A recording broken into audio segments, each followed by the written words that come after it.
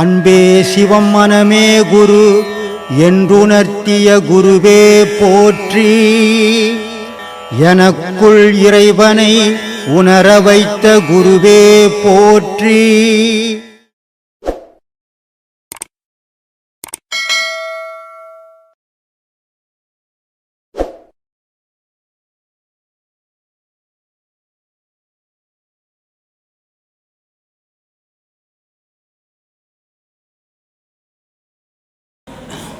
அவையே சொல்ற ஆணும் இல்லை பெண்ணும் இல்லை அழியும் இல்லை அப்புறத்துக்கு அப்புறம். ஆனால் நீ உன்னோட நிற்கல. நீ என்ன பண்ண, ஒரு பொண்டாட்டியை கட்டிக்கின, அதுக்கப்புறம் 2 பிள்ளைய பெற்றுக்கினேன். ஆனால் இருந்தது நீ முதல்ல ஒண்டி தான். ஆனால் அதுக்கப்புறம் ஒரு குடும்பத்தை உருவாக்கிட்டேன்.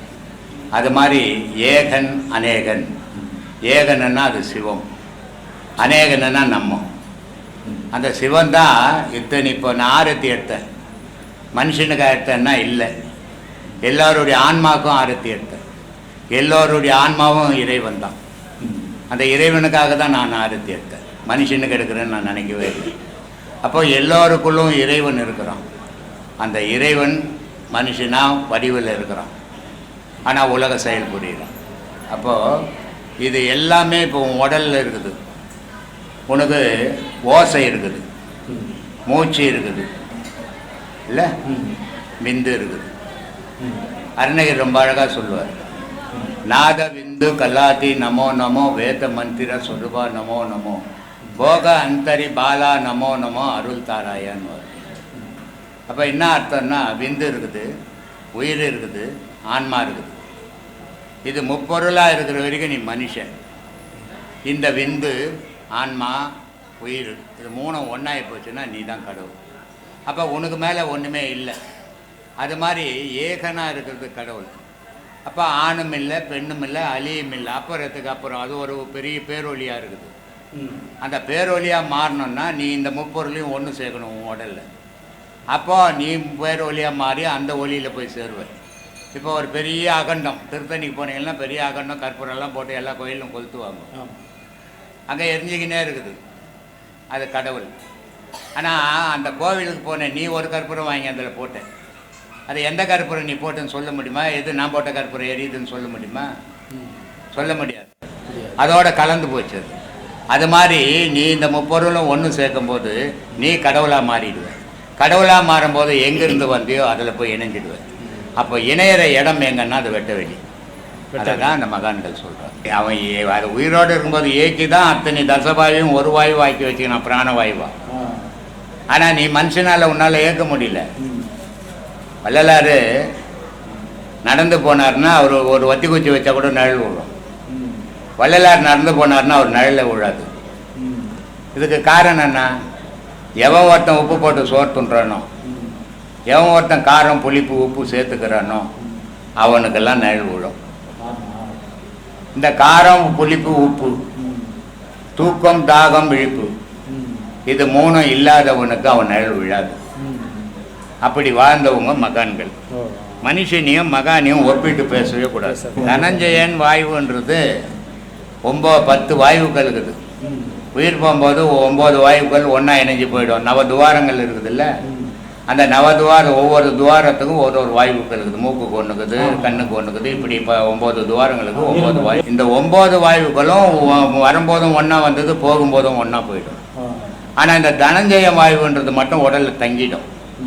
இது என்ன பண்ணும், அந்த உடலை 2 நாள் வச்சிருந்தீங்கன்னா தானாக ஊப்பிடும், வெடிச்சிடும். அங்கங்கே ரத்தம் வர ஆரம்பிக்கும், தண்ணி வர ஆரம்பிக்கும், நீர் வர ஆரம்பிக்கும். இப்படி அதை நாசனம் பண்ணிட்டு போயிடும். அதுக்கு தான் அந்த தனஞ்சயம். சொல்லுங்கள் சார். ஆத்மா வணக்கம் சார். ஆத்மா வணக்கம் சார். எல்லாருக்கும் ஆத்மா வணக்கம். என் பேர் தீனதயாளன். நான் ஆவடி ஏர்போர்ட்ஸு பக்கத்தில் மிட்டனவல்லி என்ற இடத்துலேருந்து வர்றேன். சாமி, எனக்கு 4 மனைவிகள். என்னோட வயசானவனுக்கு 4 மனைவி. கொஞ்சம் கிட்ட வச்சுங்க சார். 4 மனைவி நினைக்காதீங்க. அதை பற்றி சொல்கிறேன். நான் மிகவும் நேசித்தது 4வது மனைவி. ரொம்ப அதிகமாக நேசித்து அது எவ்வளவெல்லாம் கேட்குதோ அதெல்லாம் கொடுத்தாச்சு. அதுக்கு அடுத்தது 3வது மனைவி. அது கொஞ்சம் கம்மியானாலும் நல்லபடியாக நேசிச்சுட்டு வந்தேன். 2வது மனைவி எப்பாவது நன்மை தீமை ஏதாவது இருந்ததுன்னா அந்த மனைவிக்கிட்ட போவேன். முதல் மனைவியை நான் கவனிச்சதே கிடையாது இதுவரையிலும். ஏன்னா அதை பற்றி கண்டுக்கிறது கூட கிடையாது. 4வது மனைவி நான் இறக்கும் தருவாயில் நான் என்னுடன் யாராவது வர வேண்டும் என்று நினைத்து 4 மனைவிகளிலேயே 4வது மனைவி அதிகமாக நேசித்ததுனால அதை அவங்கக்கிட்ட போயிட்டு என் கூட வர்றியா, நான் இறக்க போகிறேன் அப்படின்னா நான் வர முடியாது அப்படின்ட்டாங்க. 3வது மனைவிக்கிட்ட போனோம். சரி, அதை விட கொஞ்சம் கம்மியாக நேசித்தாலும் பரவாயில்ல. அது நான் கேட்டால் உன் கூட வர முடியாது, நான் வேறு ஒருத்தர் கூட போக போகிறேன் அப்படின்னு சொல்லிட்டாங்க. சரி, 2வது மனையாவது வருவாங்க அப்படின்னு சொல்லி போய் கேட்டாக்கா, நாங்கள் உன்னுடைய கல்லறைக்கு மட்டும் வருவேன், அதுக்கு மேல் வர முடியாதுன்னு சொல்லிட்டாங்க.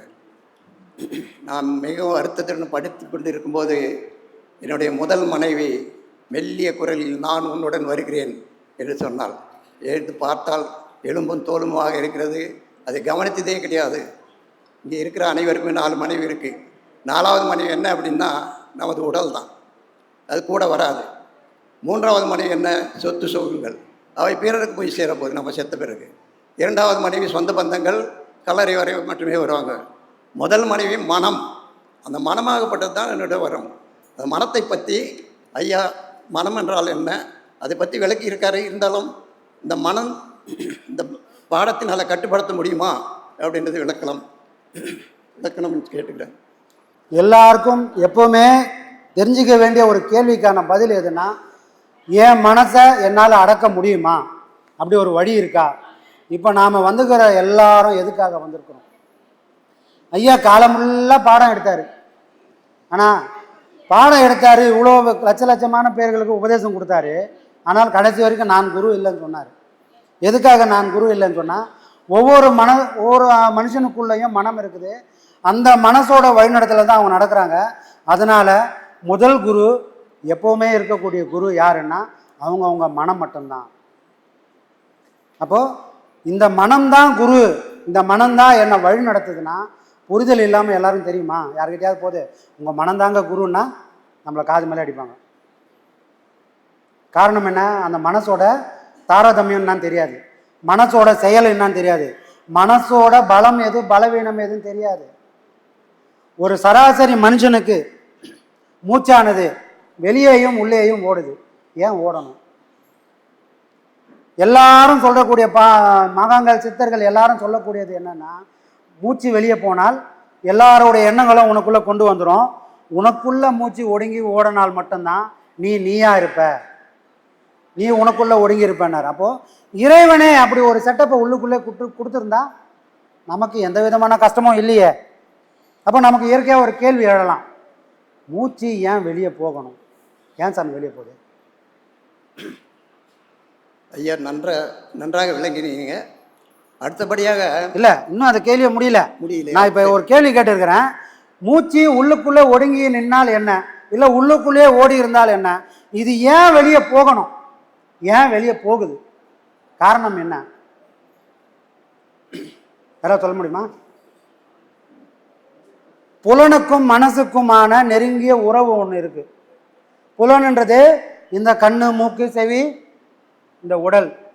இந்த புலனுக்கும் மனம் என்ற ஒரு பார்வைக்கு புலப்படாத ஒரு பொருளுக்கும் நெருங்கிய தொடர்பு உண்டு. இந்த புலன்களில் சக்தி வாய்ந்த ஒரு புலன் என்ன புலன் அப்படின்னு சொன்னால் இந்த பார்வை, இந்த கண்ணு. மற்றதெல்லாம் போட்ட இடத்துல இருக்குது. ஆனால் கண்ணு மட்டும் உட்கார்ந்த இடத்துல இருந்து எதை நோக்கி பார்க்குதோ அந்த பார்க்கக்கூடிய ஒரு பொருளை இந்த மனம், ஒரு நாய் எப்படி புறைய போய் கவின்னு வருதோ இந்த மனம் கொடுக்குன்னு ஓடி போய் அந்த பொருளை போய் கவனிக்கும். அப்போது இந்த புலன்களில் பவர்ஃபுல்லானது எதுன்னு சொன்னால் இந்த கண்ணு. இந்த கண்ணுக்கும் மனசுக்குமான உறவு மிகப்பெரியது. இது எப்போதுலேருந்து எப்போ தொடங்குச்சு? நம்ம இந்த உலகத்தை கண்ணை விழித்து பார்த்தோம் பார்த்தீங்களா, அன்னைக்கு தொடங்கினது திரும்பவும் கண்ணை மூடக்கூடிய நாள் வர வரைக்கும் இந்த உறவு கட்டாவதே இல்லை. இது சராசரி மனுஷனுக்கான ஒரு இயக்கம். அப்படி இருந்தால் தான் இந்த உலகத்தில் ஒரு மனுஷன் இயக்கத்தை நடத்த முடியும். அப்போ இந்த மூச்சு ஏன் சாமி வெளியே போகணும் அப்படின்னு சொன்னால், மனம் எப்போல்லாம் வெளியே போகுதோ மூச்சு அப்போல்லாம் வெளியே போகும். நல்லா பாடம் பண்ணுறேன். மூச்சு இவ்வளோ தூரம் வந்த மூச்சு படிப்படியாக குறைஞ்சி கடைசியில் மூக்காண்டை வச்சா கூட தெரியலை. காரணம் என்ன? அதே மனுஷன்தான், அதே மூச்சு தான், அதே மனசோடு வாழக்கூடிய ஒரு மனுஷனால் பயிற்சிகளின் மூலிமா 12 அங்குலம் வந்த மூச்சு 8 அங்குலம் மாறுது, 4 அங்குலம் மாறுது, இப்போ 2 அங்குலம் போனால் கூட அந்த மூச்சோட சுவாசம் நம்ம கைக்கு புலப்படலை. இது எப்படி சாத்தியமாச்சு?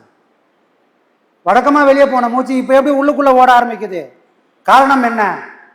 காரணம் என்னன்னு சொன்னால், மனம் எப்போல்லாம் வெளியே போகுதோ மூச்சு அப்போல்லாம் வெளியே போகும். மனம்லாம் வெளி உலகத்தை விட்டுட்டு உள்முகமாக திரும்புதோ அப்போ மூச்சு உள்முகமாக தான் ஓடி ஆகணும். புரியுதுங்களா? அப்போ மனம் மூச்சு உள்ளே அடங்குதுன்னு காரணம் என்ன? உள்ளுக்குள்ளே ஓடுறதுக்கு காரணம் என்னன்னா, என்னுடைய மனம் எனக்கு உள்ளே ஒடுங்கி நிற்குது. இந்த ஒடுங்கி நிற்கிற நேரம் எவ்வளோ நீடிக்குதோ அவ்வளோ நேரமும் அது உட்கதி ஓடிக்கிட்டே இருக்கும், வெளியே போகவே போகாது. திரும்பவும் என் மனம் விழிப்படைஞ்சு ஒரு சலிப்படைஞ்சு திரும்பவும் எப்போ வெளியே வருதோ அப்போ உடனடியாக மூக்கு வழியாக வெளியே ஓட ஆரம்பிச்சிடும். அப்போது இந்த மூக்குக்கும் அந்த மூச்சுக்கும் மனசுக்குமான உறவுன்றது மிகப்பெரிய பொருத்தம். 3 பொருள் ஒன்றுக்கு ஒன்று சம்பந்தம் உள்ளது. இதை ஒரு அபியாசம் தெரிஞ்சிருக்கணும். பார்வை, மனசு, மூச்சு. பார்வை நின்னா உங்கள் மனம் நிற்கும், உங்கள் மனம் நின்னா மூச்சானது ஒடுங்கும். பார்வை துடிச்சுனே இருக்குது சாமி, மேலே நோக்கி பாருன்னு சொல்கிறோம், புருவமையத்தை பாருன்னு சொல்கிறோம், ஆனால் பார்க்க முடியல, துடிச்சிக்கினே இருக்குது அப்படின்னு சொன்னால் பார்வை நிற்கலைன்னா அதை தொடர்ந்து மனம் சஞ்சலப்படும். மனம் சஞ்சலப்பட்டால் அதை தொடர்ந்து உங்கள் மூச்சிலையும் சஞ்சலம் வரும்.